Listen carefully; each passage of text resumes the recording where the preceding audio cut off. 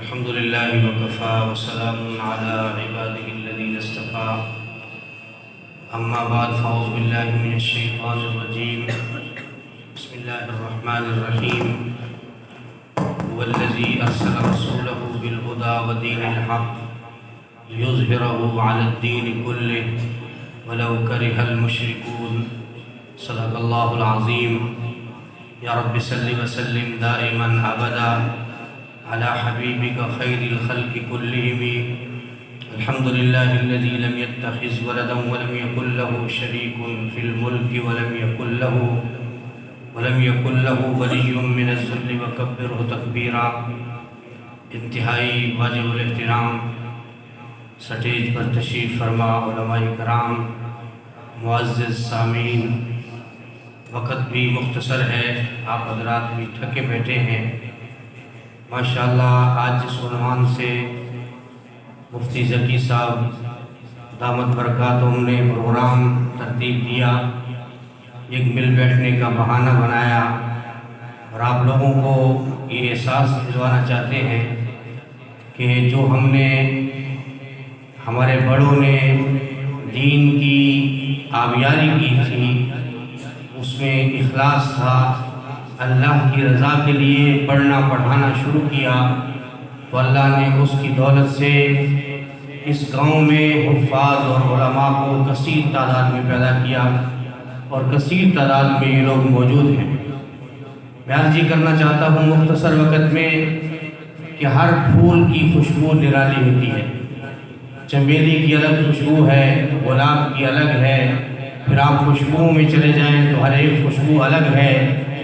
اسی طریقے سے اللہ نے دین کے ہر عمل کی تاثیر اور خوشبو الگ رکھی ہے، اس کی محنت کا میدان بھی الگ ہے، لیکن انما المؤمنون اخوہ، اللہ کے پیغمبر نے فرمایا تمام مسلمان بھائی ہیں، تمام مسلمان بھائی ہیں، اور یہ ایک دوسرے کے لیے ایسے ہی تڑپتے ہیں۔ اللہ کے نبی نے مثال دی کہ جسم کے کسی ایک حصے میں اگر تکلیف ہو جائے تو سارا جسم بیزار ہو جاتا ہے۔ مسلمان کی بھی یہی کیفیت ہے کہ مسلمان جب کسی کوئی بدعملی کو دیکھتا ہے، بد نظمی کو دیکھتا ہے، اسلام کی بغاوت کرنے والوں کو دیکھتا ہے، اسلام کے احکامات کو ٹوٹتا ہوا دیکھتا ہے، تو میرے محترم دوستو مسلمان کا دل بھی ٹوٹتا ہے۔ حضرات پیران پیر جتنی باتیں کر رہے تھے یہ عمل کی زندگی کی باتیں تھیں کہ اسلام اللہ کی بہت بڑی نعمت ہے، اسلام اللہ کی بہت بڑی نعمت ہے۔ اگر اسلام بحیثیت نظام کسی ریاست کا مقدر بن جائے، خدا کی قسم وہ ریاست اور وہ رعایا اتنی عظیم بن جاتی ہے، اتنی اعلیٰ بن جاتی ہے کہ رب ذوالجلال کائنات کی ہر چیز کو مسخر کر دیتے، ہر چیز مسخر ہو جاتی ہے۔ اور آج دنیا یہ بات بتا رہی ہے کہ یورپ میں جو ہے خدمت کا میدان اور ریاستی لوگ خدمت کرتے ہیں، لیکن مسلمان اپنی تاریخ کو بھول گئے کہ اللہ کے پیغمبر صلی اللہ علیہ وسلم نے صحابہ کرام کی اس انداز میں تربیت فرمائی کہ اس صحابہ کرام کی اس تربیت نے جو بات دکھائی ہے وہ حکمرانی کا سب سے پہلا طرز عمل اللہ نے اپنے محبوب پیغمبر کو دیا، اور محبوب پیغمبر نے پھر صحابہ کرام کی تربیت فرمائی۔ صحابہ کرام نے اس تربیت کے بدولت اور اس تربیت کی وجہ سے اس امت کو مسجد نبوی کی امامت کے ساتھ حکمرانی کے طرز میں وہ سادگی اس امت کو قیامت تک کے لیے دے دی۔ اب ہم تاریخ بھول جائیں، تذکرے بھول جائیں، کبھی یاد ہی نہ کریں اور ہم اپنی نگاہ یورپ کی طرف اٹھائیں تو پھر وائے ناکامی متائے کارواں جاتا رہا، کارواں کے دل سے عیسیٰ سے زیادہ جاتا رہا، پھر ہم اپنی قسمت پر خود روئیں۔ وقت مختصر ہے، عرض کرنا چاہتا ہوں کہ بر صغیر پاک و ہند میں علماء نے ہر میدان میں اپنی اس قوم کو طرح نہیں چھوڑا، ان کی پوری رہنمائی کی ہے، مدارس کی شکل میں رہنمائی کی، تبلیغ کی شکل میں رہنمائی کی، اور حکمرانی کے مسئلے کو بتانے کے لیے رہنمائی کی، لیکن ہمارا دشمن بڑا چلاک ہے، اس نے ان دو چیزوں کو تو برداشت کر لیا، لیکن تیسری قسم کی جو حکمرانی کا مسئلہ تھا ان ملاؤں کو بدنام کیا، ان مولویوں کو پتہ نہیں کن کن القاب سے نوازا۔ حضرت شیخ الاسلام حضرت مدنی حسین احمد مدنی رحمہ اللہ کی داڑھی میں شراب ڈلوائی، ہمارے خلاف پروپیگنڈا کیا۔ مولوی کا حکمرانی سے کیا تعلق ہے؟ مولوی حکمرانی کیسے کر سکتا ہے؟ یہ تو مسجد کا ملا ہے، اس کو تو کوئی اختیار ہی نہیں کہ کسی اور کی بات کرے، یہ تو کسی چودھری کا کام ہے، وڈیرے کا کام ہے، ان عالموں کا کیا کام ہے؟ لیکن ہمارے اکابر نے بر صغیر میں انگریز کو لوہے کے چنے چبائے، بھگایا، قربانیاں دی، سب کچھ کیا کہ ہم انبیاء کے وارث ہیں۔ نبی اپنی امت کی بہترین رہنمائی کرتے ہیں اور ان کے ورثاء بھی بہترین رہنمائی کرتے ہیں۔ مجھے وقت مختصر دیا گیا، میں شارٹ کٹ بات کر کے 2-3 منٹ میں ختم کروں گا کہ ہم نے ہندوستان میں جنگ لڑی، ظالم سامراج بھاگنے لگا، اس نے ہمارے خطے میں قادیانیوں جیسا خبیث بیج یہاں بویا اور اس نے آج تک ہماری ریاست کو پٹری پہ نہیں چلنے دیا، لیکن اللہ علماء کا بھلا کرے، وہ بیٹھے نہیں ہیں۔ ہمارے ملک بن جانے کے بعد پہلے امیر حضرت لاہوری رحمہ اللہ بنے، پیر بھی ہیں، مفسر قرآن بھی ہیں، سیاسی لیڈر بھی ہیں، سیاسی قائد بھی ہیں۔ حضرت شبیر احمد عثمانی رحمہ اللہ ریاستی نظام کو اس قدر سمجھتے ہیں کہ جب مسٹر جناح کو بڑے بڑے جاگیردار چھوڑ رہے تھے تو مسٹر جناح کی نظر علامہ شبیر احمد عثمانی پہ پڑی، چہرہ بھی نورانیت والا ہے اور فکر بھی جوان ہے، کہا کہ پرچم تم لہراؤ، مجھے ان لوگوں پر اعتماد نہیں ہے۔ علماء کوئی مانے یا نہ مانے، کوئی آئے یا نہ آئے، کوئی کہے یا نہ کہے، انبیاء علیہ السلام،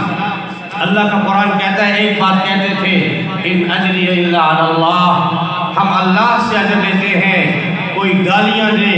کوئی پتھر پھینکے، کوئی پروپیگنڈا کرے، کوئی زبان درازی کرے، ہم پیچھے ہٹنے والے نہیں۔ تو میں نے عرض کیا، پاکستان بنا، اس پاکستان کے ساتھ کھلواڑ کرنے والی طاقتیں آج بڑے منصوبے کے ساتھ کھلواڑ کرنا چاہتی ہیں، لیکن علماء آج بھی بیدار مغزی کے ساتھ اپنا کردار ادا کر رہے ہیں، ناموس رسالت کے حوالے سے پہرا دے رہے ہیں۔ 73 کا آئین یہ پاکستان کے جید علماء نے بیٹھ کر قرآن و سنت کے مطابق بنوایا، اب چلوانا تو نیک لوگوں نے ہے، جو بیچارے رات کو نشوں میں ہوں، سیاست کو جو ہے مال اور سرمایہ کے لیے کرتے ہوں، جن کو سیاست کا پتہ ہی نہ ہو، جو صرف اپنے پیٹ کے معاملات کے لیے دنیا کی قوموں کو دھوکہ دیتے ہوں، وہ کیا خدمت خلق کریں گے؟ حضرت لاہوری رحمۃ اللہ علیہ نے فرمایا تھا، لوگوں اللہ کو عبادت سے،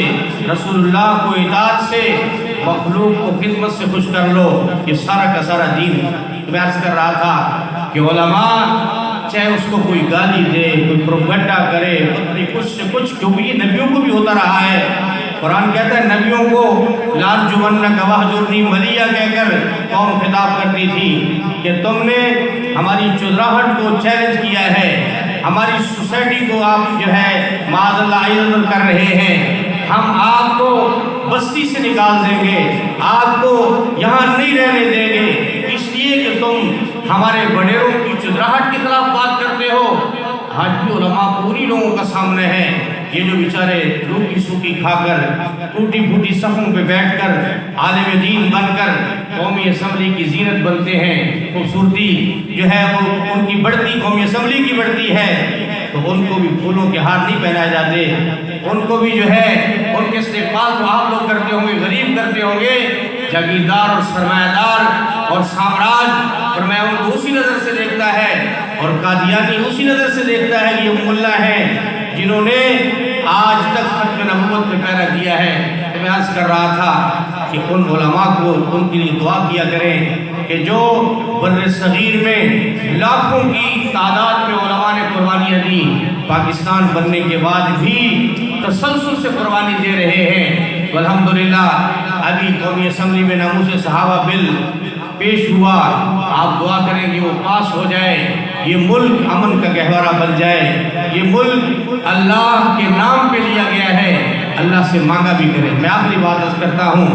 मैं मौलाना इदरीस कादरी रहमतुल्लाह अलैह की बात पढ़ रहा था, उन्होंने कहा मुसलमान को बड़ी नीयत करनी चाहिए, इन्नमल आमालु बिन्नियात, मुसलमान को बड़ी नीयत करनी चाहिए। वो बड़ी नीयत में सबसे बड़ी चीज़ हुक्मरानी है। वो हुक्मरान नेक और साले अल्लाह से मांगा करो, और बदअमल बदकिरदार बदकिरदारों से नफरत किया करो। उसका नफरत का माना ये होता है कि हर वक्त अपनी दुआओं में अल्लाह से खालिस चीज़ मांगा करें। हुक्मरानी अल्लाह की बड़ी नेमत है। जब हुक्मरानी इस्लाम के ये इस्लाम पसंद लोगों के पास होती है तो फिर इंसाफ हर अमीर और गरीब के लिए बराबर होता है, फिर माशी तकसीम बिल्कुल बराबर होती है, फिर अमीर और गरीब का फर्क नहीं रहता। आज बेचारा मुसलमान जब जो है अपने इल्म से महरूम हुआ, ये कहता है ये जो वडेरापन है, ये मालदारी का बढ़ना है, ये अल्लाह की तकसीम है, अल्लाह पर इल्ज़ाम न लगाएं, अल्लाह की कोई तकसीम नहीं। फिर अल्लाह की तकसीम मस्जिद है, यहाँ आया चौधरी वडेरा गरीब अमीर वजीर हुक्मरान एक ही सब पे खड़े हो गए, सूरज निकला सबको बराबर लगा, हवा चली सबको बराबर लगी, बैतुल्लाह के हज में सब बराबर खड़े हुए। अल्लाह की तकसीम इस तरह की नहीं है कि जो जालमाना निज़ाम के तहत इंसान जो है उस जुल्म की चक्की में पिसता चला जाए और फिर हुर्रियत की बात ही ख़त्म हो जाए, फिर आज़ादी की बात ही ख़त्म हो जाए। अल्लाह फिर ऐसे लोगों पर नाराज़ होता है। गुलामी की ज़िंदगी अल्लाह उससे नफरत करते हैं। आज़ादी मांगनी चाहिए, अल्लाह से हुक्मरान मांगने चाहिए, उलमा की ज़िंदगी की दराज़ी की दुआ करनी चाहिए। उलमा न बिके हैं, न झुके हैं, न कार कोठी बंगले बनाए हैं, न कारखाने लगाए हैं। 70 साल 75 साल का किरदार उलमा का सियासी मौजूद है। अपनी बसात के मुताबिक हिम्मत के मुताबिक मैदान में है, कतन अपने दामन को दागदार नहीं होने दिया। खुदा की कसम मैं कह रहा हूँ, हजरत लाहौरी से लेकर मौलाना फजलुर रहमान तक कोई माई का लाल दिखाए, एक मौलवी MNA MPA कारखानों का मालिक हो,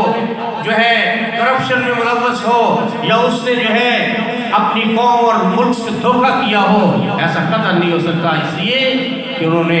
अल्लाह को जान देनी है, वो नबियों के वारिस हैं, वो इस उम्मत की रहनुमाई में आखिरी हद तक चले जाएंगे। याद रखो, पाकिस्तान में दीन की बात करना, दुनिया का कुफ्र हर एक को बर्दाश्त कर लेगा, लेकिन उस मौलवी को, उस नमाजी को माफ़ नहीं करेगा जो इस्लाम को बैसित निज़ाम मंजूर करता है, कबूल करता है, उसका तारुफ कराता है। अल्लाह पाक हम सबको उलमा पर पक्का एतमाद नसीब फरमाए। उलमा के लिए अल्लाह में दुआ करने की तौफीक नसीब फरमाए। ये मुल्क ला इलाहा इल्लल्लाह के नाम पे लिया है और ला इलाहा इल्लल्लाह वाले ही राज करें, ये दुआ मांगा करें। सहाबा इकराम ने अपने रसूलुल्लाह सल्लल्लाहु अलैहि वसल्लम की वफ़ात के बाद इस उम्मत को सबसे पहले जिस उलझन से निकाला है वो सही तर्ज हुक्मरानी का मसला था। सैयदना अबू बकर सिद्दीक़ का इंतखाब हुआ, तो हम अल्लाह से क्यों न मांगे। मस्जिद नबी में तो कई दिन तक जमात की नमाज नहीं हुई, लेकिन सहाबा ने पहले तर्ज हुक्मरानी के मसले को हल किया और अमीरुल मोमिनीन चुना, अपना बादशाह चुना, अपना सरबराह चुना, उसके बाद अगला कदम उठाया। अल्लाह पाक हम सबको जो कुछ कहा सुना इस पर अमल की तौफीक नसीब फरमाए। वाखिरु दावाना अल्हम्दुलिल्लाहि रब्बिल आलमीन।